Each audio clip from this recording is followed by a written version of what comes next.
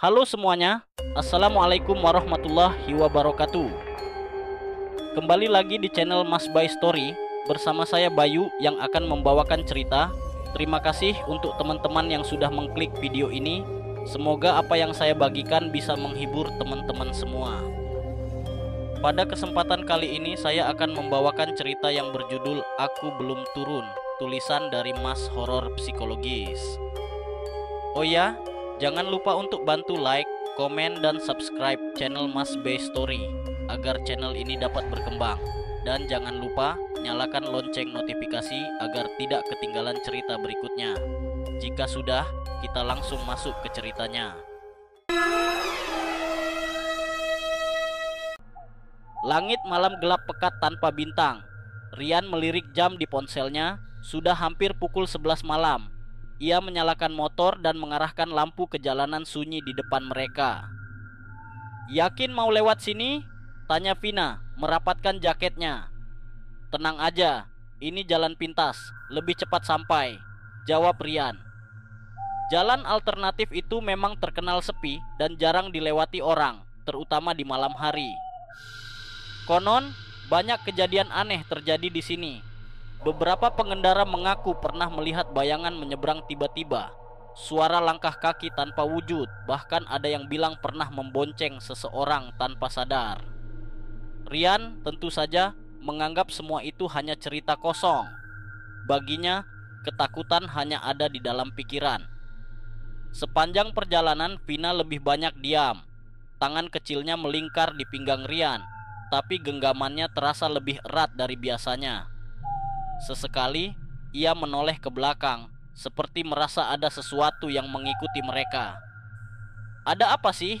tanya Rian tanpa menoleh. Vina tidak langsung menjawab. "Kamu nggak dengar apa-apa?" Rian memasang telinga. Hanya suara mesin motor dan deru angin malam. Tidak ada suara lain. "Nggak, kenapa?" Vina menggigit bibirnya, ragu untuk bicara. "Nggak apa-apa," jawabnya akhirnya. Mereka terus melaju melewati deretan pepohonan rindang di sisi jalan. Daun-daun bergoyang ditiup angin malam, menciptakan bayangan-bayangan aneh yang menari di aspal. Rian mencoba mengabaikannya, tapi ia mulai merasa ada sesuatu yang tidak beres. Semakin jauh mereka melaju, suasana semakin mencekam. Udara terasa lebih dingin dari biasanya, dan suara jangkrik yang tadi ramai mendadak menghilang. Keheningan total menyelimuti jalanan. Vina menggenggam Rian lebih erat. "Rian," suaranya terdengar pelan, nyaris berbisik. "Apa?" "Aku merasa ada yang ikut." Rian tertawa kecil, meski ada sedikit ketegangan dalam suaranya. "Ya iyalah, kamu kan di belakangku." "Bukan itu," balas Vina cepat. "Rasanya kayak ada yang duduk di belakangku juga." Jantung Rian berdetak lebih cepat, tapi ia berusaha tetap tenang. "Udahlah Vin, jangan aneh-aneh." Tapi saat ia melirik spion, tiba-tiba bulu kuduknya berdiri. Di pantulan kaca, ia bisa melihat bayangan samar di belakang Vina. Bukan hanya 2 kepala, tapi 3. Ia menoleh ke belakang dengan cepat. Kosong. Hanya Vina yang duduk di boncengan. "Kenapa?" tanya Vina. Suaranya penuh ketakutan. Rian menggeleng, berusaha tersenyum. Enggak apa-apa." Ia memacu motornya lebih cepat, berharap segera sampai di rumah Vina. Namun, perasaan aneh itu tidak hilang. Ia merasa ada sesuatu yang ikut bersama mereka. Beberapa menit kemudian, mereka sampai di depan rumah Vina. Rian berhenti dan menghela napas lega. "Udah sampai," katanya sambil menunggu Vina turun. Tidak ada jawaban. Ia menoleh ke belakang, dan dadanya langsung terasa sesak. Boncengan motornya kosong. Tidak ada siapapun di sana. Vina menghilang. Rian terpaku di tempatnya. Boncengan itu kosong. Tulang punggungnya terasa membeku, sementara bulu kuduknya berdiri satu persatu, napasnya memburu. Tadi, saat mulai perjalanan, Vina ada di belakangnya. Ia bahkan bisa merasakan genggaman tangan gadis itu di pinggangnya. Tapi sekarang, hilang begitu saja. Ia buru-buru merogoh ponsel dari saku jaketnya. Jemarinya gemetar saat ia membuka aplikasi chat dan mengetik pesan untuk Vina. Vin, kamu di mana? Belum ada jawaban. Matanya menatap ke sekeliling, berharap menemukan sesuatu yang bisa menjelaskan kejadian aneh ini. Jalanan di depan rumah Vina masih sunyi. Lampu teras rumahnya menyala, tetapi pintunya tertutup rapat. Tak ada tanda-tanda kalau Vina baru saja masuk. Rian menelan ludah, lalu mencoba menenangkan diri. Mungkin dia turun tanpa aku sadar. Mungkin dia buru-buru masuk rumah tanpa pamit. Namun, ada sesuatu yang mengganggu pikirannya. Ia tidak pernah berhenti dimanapun sejak meninggalkan jalan angker tadi. Ponselnya tiba-tiba bergetar. Pesan dari Vina masuk. Kamu di mana? Aku dari tadi nunggu di pinggir jalan. Kamu malah ninggalin aku. Rian membelalakan mata. Apa? Tangannya langsung dingin. Jantungnya berdetak begitu keras hingga terasa di dadanya. Ia membaca ulang pesan itu, berharap ia hanya salah lihat. Namun, pesannya tetap sama. Vina masih menunggu di pinggir jalan. Lalu, siapa yang tadi ia bonceng sampai ke rumah? Sebuah pemikiran mengerikan tiba-tiba muncul di kepalanya. Sejak tadi, saat ia melihat ke spion dan melihat 3 kepala, ia tidak berani bertanya lebih jauh ke Vina. Ia pikir itu hanya refleksi cahaya. Tapi bagaimana kalau bukan? Bagaimana kalau sesuatu sudah naik ke motornya sejak awal? Rian buru-buru menyalakan motornya dan berbalik arah. Malam terasa lebih dingin dari sebelumnya. Tangannya sedikit gemetar saat menggenggam setang, tetapi ia memaksa dirinya untuk fokus. Sepanjang perjalanan kembali ke tempat ia meninggalkan Vina, pikirannya dipenuhi berbagai kemungkinan. Mungkinkah Vina hanya bercanda? Tidak, ini bukan gayanya. Mungkinkah ini hanya salah paham? Tapi bagaimana bisa? Aku benar-benar merasa ada yang duduk di belakangku. Aku bahkan mendengar suara Vina berbicara. Rian menelan ludah dan mencoba mengusir pikiran buruknya. Namun, semakin jauh ia berkendara, semakin ia merasa ada sesuatu yang mengawasinya. Pohon-pohon di tepi jalan tampak lebih gelap. Angin dingin berhembus lebih kencang. Lalu, di kejauhan, ia melihat seseorang berdiri di pinggir jalan. Vina. Rian menghela napas lega sekaligus merasa merinding. Lampu motor menyorot wajah gadis itu yang terlihat tegang. Ia berdiri di bawah pohon besar, matanya gelisah saat melihat Rian datang. Rian langsung menghentikan motornya dan dengan cepat turun. Vina, panggilnya. Kamu kenapa di sini? Aku tadi udah antar kamu sampai rumah. Vina menggeleng, wajahnya pucat. Aku dari tadi di sini, Rian. Aku nunggu kamu, tapi kamu malah pergi ninggalin aku. Rian merasakan perutnya mencelos. Vina benar-benar tidak bersamanya tadi. Lalu, siapa yang tadi ia antar pulang? Aku tadi beneran ngerasa kamu di belakangku, Vin, katanya dengan suara gemetar. Aku bahkan dengar suara kamu. Vina mundur selangkah, matanya melebar. Kamu dengar suara aku? Rian mengangguk. Vina terdiam beberapa detik, lalu dengan suara pelan ia berkata, aku nggak bicara satu kata pun selama nunggu di sini, Rian. Darah Rian langsung membeku. Jika Vina tidak pernah berbicara, lalu suara siapa yang tadi ia dengar sepanjang perjalanan? Udara terasa semakin dingin. Malam seakan menjadi lebih sunyi. Angin berhembus kencang, menggoyangkan ranting-ranting pohon di sekitar mereka. Lalu, sesuatu menarik perhatian Rian. Di sisi jalan, tepat di tempat ia pertama kali menjemput Vina tadi, ada sesuatu yang tidak seharusnya ada. Sebuah jejak kaki. Tapi bukan jejak biasa. Jejak itu berwarna hitam pekat, seperti terbakar di atas aspal.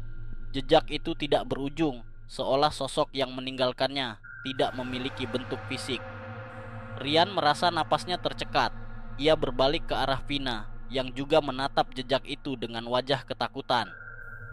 Ayo kita pergi dari sini, kata Vina pelan. Aku nggak mau ada di sini lebih lama. Rian mengangguk cepat. Mereka berdua segera naik ke motor dan meninggalkan tempat itu secepat mungkin. Namun, saat motor mulai melaju, Rian kembali merasakan sesuatu yang aneh. Motornya terasa lebih berat, seakan ada yang ikut naik bersama mereka. Dengan hati-hati ia melirik spion, dan jantungnya hampir berhenti berdetak. Ada wajah hitam legam di belakangnya, menyeringai, dan sebuah suara berbisik di telinganya. "Aku belum turun!" Rian hampir kehilangan kendali atas motornya saat mendengar suara itu. "Aku belum turun!" Suara yang berat, serak, dan dingin. Suara yang bukan milik Vina. Jantungnya seakan berhenti berdetak. Tangannya mencengkeram setang motor lebih erat, tapi tubuhnya terasa kaku. Perlahan, dengan napas tertahan ia melirik spion, dan saat itu juga darahnya membeku. Di balik punggung Vina, di tempat yang seharusnya kosong, ada wajah hitam legam dengan senyum lebar yang tidak wajar. Matanya kosong, hanya 2 lubang hitam menganga, seolah bisa menyedot jiwa siapapun yang menatapnya. Wajah itu menatap langsung ke arah Rian melalui spion. Ia ingin berteriak, tapi suaranya tercekat di tenggorokan. Refleks, ia mengalihkan pandangannya dari spion, menatap lurus ke depan. Tangannya gemetar, tetapi ia tidak boleh berhenti sekarang. Motor terus melaju, tapi Rian merasakan sesuatu yang aneh. Motornya terasa semakin berat, seolah ada banyak beban tambahan di belakangnya. Seakan yang menumpang bukan hanya satu. Pelan-pelan, ia mengerahkan keberanian untuk melirik ke kaca spion lagi. Dan kali ini, bukan hanya satu wajah hitam yang menyeringai di belakangnya. Ada banyak. 5, 6, 7. Wajah hitam mengerikan dengan ekspresi tersenyum lebar, seakan sedang menikmati perjalanan mereka. Beberapa wajah itu bertumpuk di atas satu sama lain, seperti tumpukan mayat yang saling bergelantungan. Ada yang kepalanya terbalik, ada yang lehernya bengkok tidak wajar. Bahkan ada yang wajahnya seakan meleleh dengan cairan hitam pekat menetes dari mata dan mulutnya. Rian hampir saja menjerit. Ia mengalihkan pandangan dari spion dengan cepat, jantungnya berdetak liar. "Jangan lihat, jangan lihat, jangan lihat!" Ia menggigit bibirnya, menahan diri agar tidak menoleh ke belakang. Karena ia tahu, jika ia menoleh, mereka mungkin akan menariknya ikut bersama mereka. Namun, Vina yang sejak tadi diam, tiba-tiba menggigil dan berbisik, "Rian, aku merasa aneh." Suaranya terdengar panik. Ia mulai merapatkan tubuhnya ke punggung Rian. Tangannya mencengkeram jaket Rian dengan erat. "Apa yang kamu rasain?" tanya Rian dengan suara bergetar, meski ia sebenarnya sudah tahu jawabannya. Vina menggeleng, tetapi tubuhnya semakin bergetar. Aku merasa ada yang duduk di belakangku, Rian. Ada yang bernapas di leherku." Rian langsung merinding. Ia juga merasakan hal yang sama. Ia menginjak gas lebih dalam, mencoba mempercepat laju motor. Jalanan di depan mereka masih panjang, masih jauh dari permukiman. Ia hanya harus fokus, hanya harus membawa mereka keluar dari sini. Tapi seseorang tertawa pelan di telinganya. "Mau kemana?" Suara itu persis di belakangnya. Saat itu juga Vina menjerit. "Apa itu?" Refleks, meski ia tahu ia tidak boleh menoleh, Rian tetap melirik spion. Dan kali ini mereka tidak hanya duduk diam. Sosok-sosok hitam itu bergerak. Salah satu dari mereka perlahan mengulurkan tangannya ke arah Rian. Jari-jari panjang, kurus, dan menghitam seperti terbakar itu melayang mendekati bahunya. Rian berusaha untuk tidak panik, tapi semakin lama tangan itu semakin dekat. "Vin, pegang erat!" Tanpa pikir panjang, Rian mengerem mendadak. Motor terguncang keras. Ban berdecit melawan aspal. Vina hampir terpelanting ke depan, tetapi ia berpegangan erat pada Rian. Dan sesuatu yang dingin seperti kabut hitam menyentuh tengkuk Rian. Tapi saat motor berhenti, suasana berubah. Jalanan yang tadi sunyi kini terasa lebih sepi dari biasanya. Angin berhenti berhembus. Tidak ada suara jangkrik, tidak ada suara binatang malam. Seolah mereka berada di ruang kosong, tanpa kehidupan. Rian menelan ludah. Perlahan ia melirik spion. Kosong. Tidak ada sosok hitam itu lagi. Tidak ada wajah-wajah yang tersenyum menyeramkan. Hanya dia dan Vina. Tapi kenapa punggungnya masih terasa berat? Kenapa ia masih merasa ada sesuatu di belakangnya? Vina menggenggam lengannya, tangannya dingin seperti es. Rian, aku nggak mau di sini. Rian mengangguk cepat. Tanpa membuang waktu, ia segera menarik gas dan melaju sekencang mungkin. Kali ini, ia tidak peduli lagi apakah ada yang ikut di belakangnya. Ia hanya ingin keluar dari jalan ini. Secepat mungkin, mereka akhirnya sampai di area pemukiman. Lampu-lampu rumah mulai terlihat di kejauhan. Ada rasa lega yang perlahan menyelimuti mereka, meskipun ketakutan masih tersisa di hati. Mereka tidak berbicara satu sama lain, tidak berani. Begitu tiba di depan rumah Vina, Rian berhenti dan menunggu gadis itu turun. Vina membuka helmnya, wajahnya masih pucat. Ia menghela napas panjang, lalu turun dengan langkah gemetar. Rian menatapnya. Vin, kamu nggak apa-apa? Vina mengangguk, meski matanya masih menyiratkan ketakutan. Aku cuma pengen cepat masuk rumah. Rian tersenyum tipis. Oke, besok kita bicara soal ini ya. Vina mengangguk lagi, lalu bergegas masuk ke rumah. Rian menghela napas lega. Akhirnya selesai. Ia mengusap wajahnya, lalu melihat ke kaca spion untuk memastikan semuanya benar-benar sudah berakhir. Dan saat itu juga, wajahnya langsung pucat pasi. Boncengan motornya masih tidak kosong. Ada bekas cekungan di jok motor, seolah sesuatu masih duduk di sana. Dan dalam heningnya malam, terdengar bisikan pelan. Aku belum turun. Rian menahan napas. Matanya masih terpaku pada kaca spion. Ia ingin meyakinkan dirinya bahwa itu hanya ilusi, bahwa mungkin ia terlalu lelah, bahwa rasa takutnya sejak tadi hanya membuat pikirannya berhalusinasi. Tapi cekungan di jok motor itu masih ada, dan semakin dalam, seolah sesuatu yang tak terlihat baru saja bergeser sedikit. Dari dalam rumah, lampu di kamar Vina menyala, menandakan bahwa gadis itu sudah aman di dalam.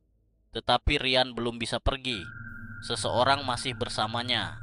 Dalam kepanikan yang semakin menyesakkan dada, ia mencoba mengatur napas. Ia tidak boleh panik, tidak boleh sembarangan bergerak. Jangan menoleh, jangan melihat ke belakang. Ia menggenggam setang motornya dengan erat. Jika ia tetap diam, apa yang akan terjadi? Apakah sosok itu akan tetap duduk di sana, menunggunya menoleh? Bibirnya terasa kering, tubuhnya kaku. Dan kemudian sesuatu menyentuh bahunya. Lembut, dingin, seperti jemari yang rapuh. Rian nyaris melompat dari motornya. Kakinya melemas, tapi ia segera menarik napas dalam-dalam. Ia harus pergi, sekarang juga. Dengan tangan gemetar ia meraih gas dan menariknya sekuat mungkin. Motor melaju dengan kecepatan tinggi, memecah kesunyian malam. Angin menerpa wajahnya, tetapi rasa dingin aneh yang menempel di bahunya tidak menghilang. Seolah sesuatu masih menempel di sana, masih duduk di belakangnya. Dan kemudian telinganya menangkap suara napas. Dekat sekali, persis di belakang telinganya, seseorang sedang bernapas di tengkuknya. Perlahan, dengan suara lirih dan menyeramkan, suara itu berbisik, "Kenapa buru-buru?" Rian menjerit.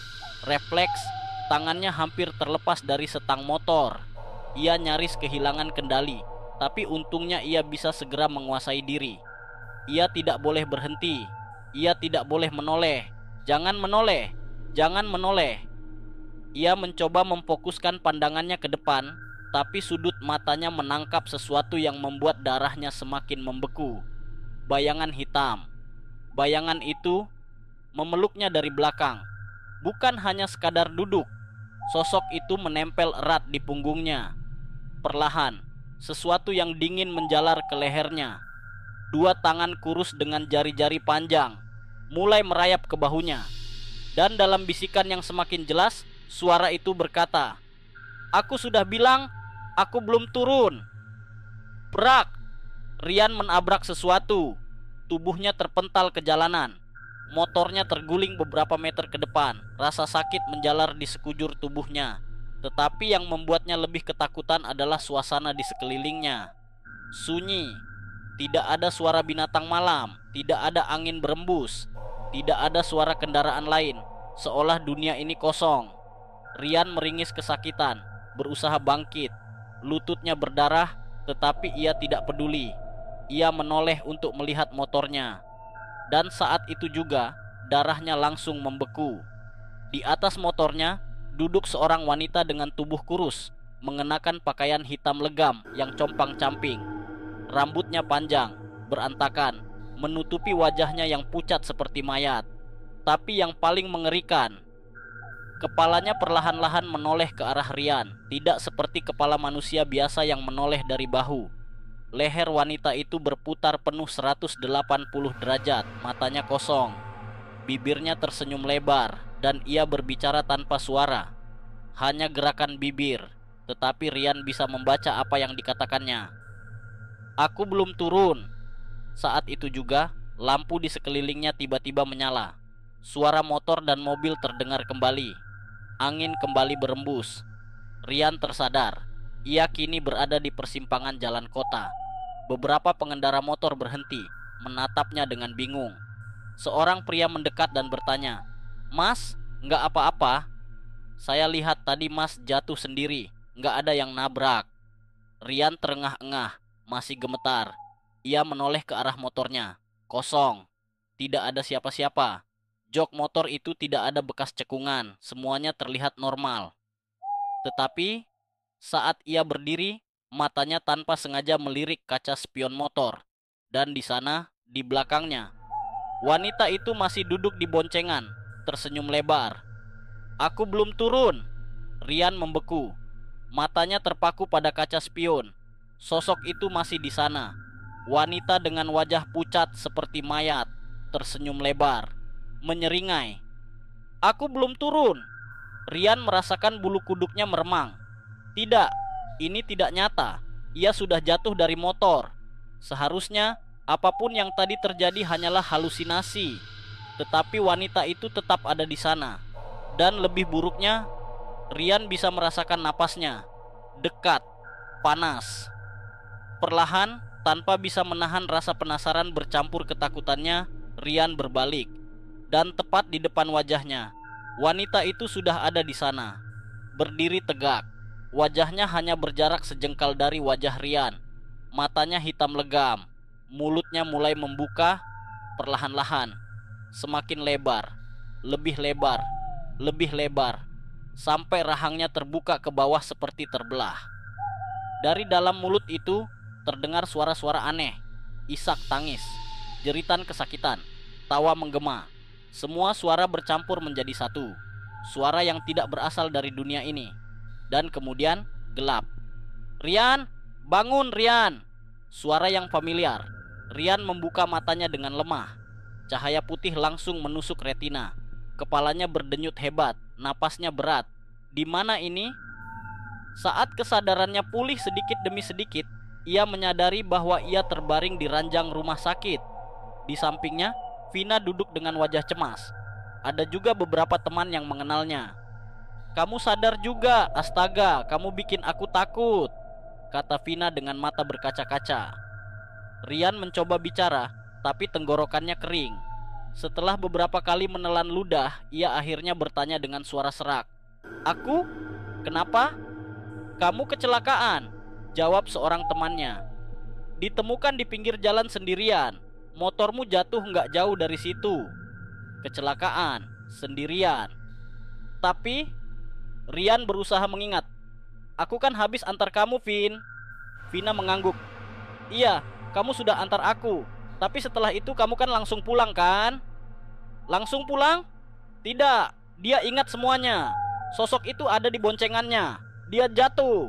Semua orang melihatnya. Bukannya aku jatuh di lampu merah, bukannya ada orang-orang yang nolong aku." Mereka saling pandang dengan bingung. "Enggak, Rian. Kamu ditemukan di jalan sepi dekat sawah. Enggak ada orang lain di sana." "Jalan sepi? Sawah?" Tapi Rian terdiam. Kepalanya semakin sakit. Ia mencoba mengingat dengan lebih jelas, tapi semuanya terasa kabur. Seakan-akan kenangan itu tidak nyata. Seakan-akan semua yang ia alami hanyalah mimpi buruk. 3 hari kemudian, Rian akhirnya diperbolehkan pulang. Luka-luka di tubuhnya sudah membaik, meski kepalanya masih sering terasa pusing. Motornya yang rusak juga sudah diperbaiki. Tapi ada satu hal yang mengganggunya, jok belakang motornya. Saat ia melihatnya di bengkel, jok itu terlihat sedikit lebih cekung, seperti ada seseorang yang terlalu lama duduk di sana. Mungkin hanya perasaan, mungkin cuman efek ketakutan, mungkin Rian mencoba mengabaikan semua itu. Ia sudah lelah. Ia hanya ingin pulang dan beristirahat. Malam itu, ia memutuskan untuk tidur lebih awal. Tapi saat ia masuk kamar, sesuatu ada di sana. Di atas kasurnya, sosok itu duduk membelakanginya. Rambut panjangnya terurai menutupi punggungnya yang kurus. Dan sebelum Rian sempat menjerit, wanita itu perlahan menoleh dengan senyum yang semakin lebar. Ia berbisik, "Aku belum turun."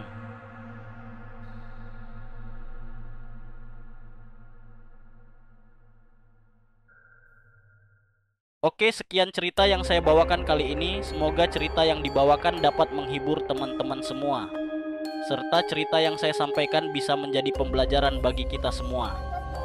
Terima kasih juga untuk Mas Horor Psikologis yang telah mengizinkan saya membawakan cerita ini. Bagaimana menurut teman-teman cerita kali ini? Tulis pendapat kalian di kolom komentar. Dan bagi teman-teman yang ingin membagikan kisahnya, bisa langsung saja klik link Google Drive di kolom deskripsi. Akhir kata, saya Bayu izin undur diri. Wassalamualaikum warahmatullahi wabarakatuh.